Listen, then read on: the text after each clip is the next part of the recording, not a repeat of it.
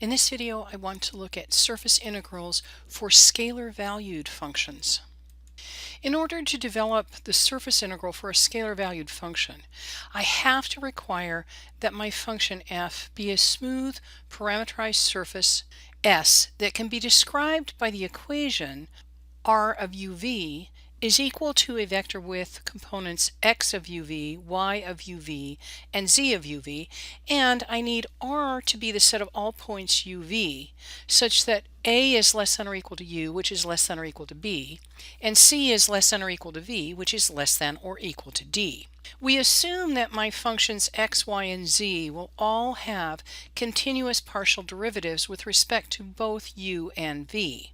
Then I'm going to take the rectangular region R in the UV plane and partition it into rectangles with side lengths of delta U and delta V that are ordered in some convenient way for k is equal to 1, 2, 3, and so on up to n. If I look at the kth rectangle, R sub k, it will have an area delta A given by delta U times delta V that will correspond to a curved patch S sub k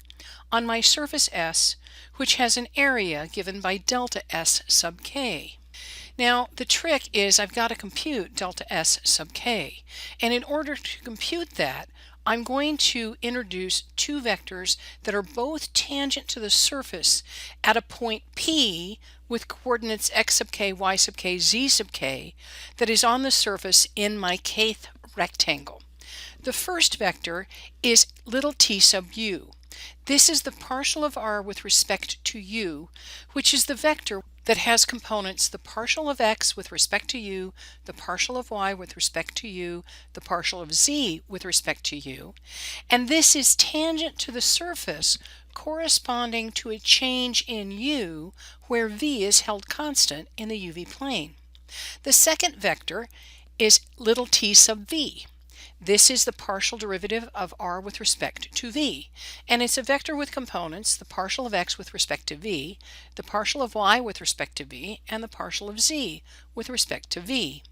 In this case, my vector is tangent to the surface corresponding to a change in v, but holding u constant in the UV plane. Now, if I increment the lengths of each side u and v of a parallelogram by delta u and delta v respectively, I get an area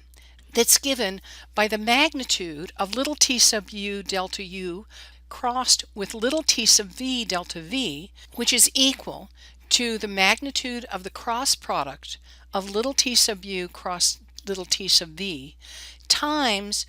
delta u delta v, and this will approximate the area of my kth rectangle delta S sub k. Now, if I add up all the areas for all these little rectangles that I've created, and I let delta u and delta v each go to 0, I can express this now as a double integral, so that my surface integral for scalar valued functions that can be developed on parameterized surfaces is defined by letting f be a continuous function on a smooth surface S that is parametrically described by r of uv is equal to a vector with components x of uv, y of uv, and z of uv, where r is the set of all points uv such that a is less than or equal to u, which is less than or equal to b, c is less than or equal to v, which is less than or equal to d, and we're going to assume that the tangent vectors little t sub u is equal to the vector with components the partial of x with respect to u, the partial of y with respect to u, and the partial of z with respect to u, and little t sub u is given by a vector with components the partial of x with respect to v, the partial of y with respect to v, and the partial of z with respect to v, and these are both continuous on R, and the normal vector n is equal to the cross product of little t sub u and little t sub v, which is non-zero on R. Then my surface integral of my scalar valued function f over the surface S is given by the double integral over S of the function f of xyz ds, which is equal to the double integral over R of f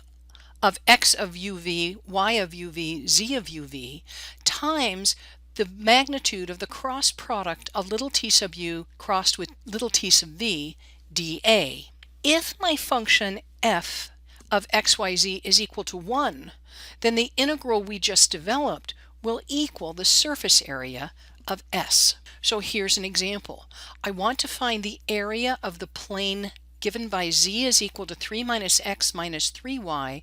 in the first octant using a parametric description. The first thing I have to do is generate my parametric description. I'm going to let the parameters u equal x and v equal y, so that 3 minus u minus 3v is equal to z. This means that r of uv becomes a vector with components u,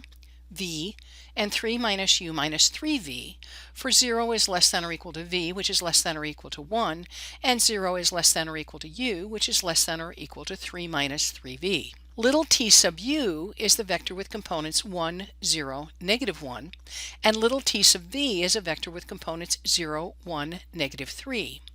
The cross product of little t sub u crossed with little t sub v becomes 0 plus 1 in the I hat direction, plus 0 plus 3 in the j hat direction, plus 1 minus 0 in the k hat direction, or the vector with components 1, 3, 1. The magnitude of the cross product of little t sub u crossed with little t sub v is given by the square root of 11, so that my double integral over s of 1 ds is equal to the double integral over r of the square root of 11 dA, which can be written as an iterated integral, the integral from 0 to 1 of the integral from 0 to 3 minus 3v of the square root of 11 du dv. This reduces to the square root of 11 times the integral from 0 to 1 of the quantity 3 minus 3v dv, which gives me 3 square root of 11 over 2.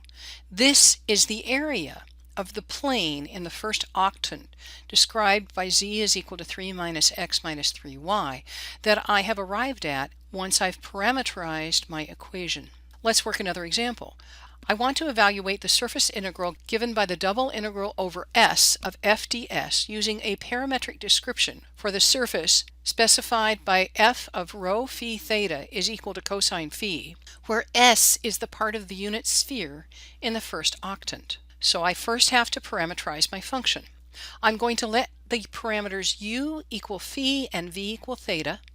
which means that 0 will be less than or equal to u, which will be less than or equal to pi halves, and 0 will be less than or equal to theta, which is less than or equal to pi halves, in order to constrain my surface to the first octant. This gives me f of rho of uv, phi of uv, theta of uv is equal to cosine u. R of uv becomes the vector with components sine u cosine v, sine u sine v, and cosine u. T sub u is the vector with components cosine u cosine v, cosine u sine v, and negative sine u, and T sub v is the vector with components negative sine u sine v, sine u cosine v, and 0. The cross product of T sub u crossed with T sub v is found using the determinant of a 3 by 3 matrix. I get 0 plus sine squared u cosine v in the I hat direction, plus sine squared u sine v minus 0 in the j hat direction,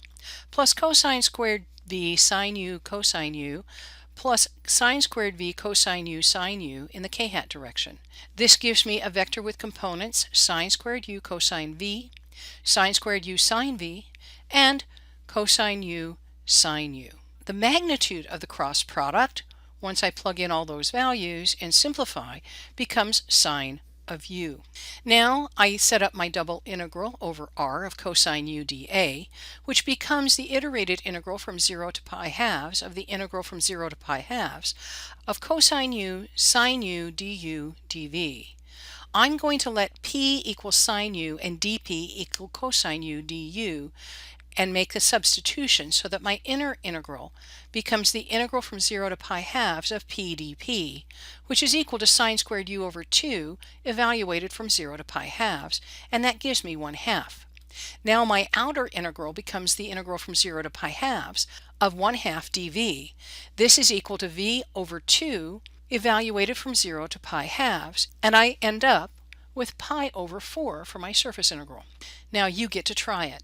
Pause the video and evaluate the surface integral of the double integral over s of f ds using a parametric description for the surface f of xyz is equal to y, where s is the cylinder, x squared plus z squared is equal to 1, and 0 is less than or equal to y, which is less than or equal to 3. When you're ready, restart the video to check your understanding. The first thing I need to do is set up my parametric substitutions. I'm going to let the parameters u equal theta and v equal y, where 0 is less than or equal to u, which is less than or equal to 2 pi, and 0 is less than or equal to v, which is less than or equal to 3. This gives me r of uv is equal to a vector with components 3 cosine u, 3 sine u, and v. T sub u is a vector with components negative 3 sine u, 3 cosine u, and 0. T sub v is a vector with components 0, 0, and 1. The cross product of my two tangent vectors, little t sub u crossed with little t sub v, becomes the vector with components 3 cosine u, 3 sine u, and 0. The magnitude of this cross product is given by the square root of 9 cosine squared u plus 9 sine squared u, which reduces to 3. Now I'm simply going to evaluate the double integral over s of y ds. This is equal to the iterated integral from 0 to 2 pi of the integral from 0 to 3 of 3 sine u times 3 dv du. My inner integral becomes 9 sine u times the integral from 0 to 3 of dv, which is equal to 27 sine u. And my outer integral becomes 27 times the integral from 0 to 2 pi of sine u du. This gives me 27 times negative cosine u evaluated from 0 to 2 pi, and I get 0 as the value for my surface integral. So this is how I'm going to use the parametric description to simplify my work in computing surface integrals in R3 space for scalar valued functions. Be sure and let me know if you have any questions.